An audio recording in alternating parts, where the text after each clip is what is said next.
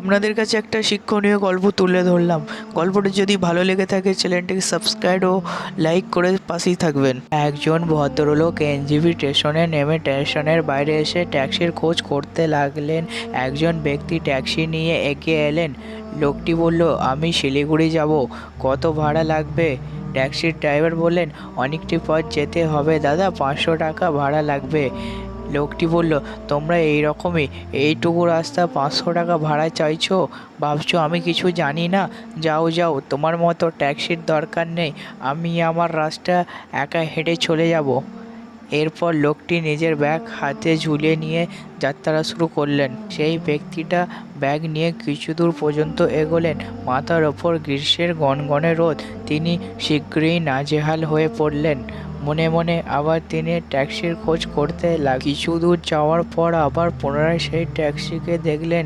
এরপর সেই ব্যক্তিটা আর কোনো উপায় না পেয়ে ট্যাক্সিকে দাঁড় করালেন। সেই লোকটি, আরে ভাই, আমি তো প্রায় অর্ধেকটা রাস্তা চলে এসেছি, তাহলে আর কত টাকা লাগবে? ড্রাইভারটি বলল, এবার 750 টাকা লাগবে।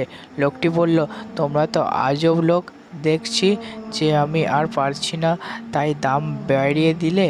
আমি তো অর্ধেকটা রাস্তা চলে এসেছি, হিসেব মতো 250 টাকা হওয়ার কথা। ড্রাইভারটা বলল, দাদা, এতক্ষণ ধরে আপনি যে রাস্তাটা হাঁটছিলেন সেই রাস্তাটা শিলিগুড়ির উল্টো দিকের রাস্তা। এই রাস্তা দিয়ে হাঁটতে থাকলে আপনি শিলিগুড়ি নয়, জলপাইগুড়ি পৌঁছে যাবেন। তাই আপনি অর্ধেক রাস্তা উল্টো দিকে বেশি চলে এসেছেন, এর কারণে আমি আগের থেকে 250 টাকা বেশি চেয়েছি।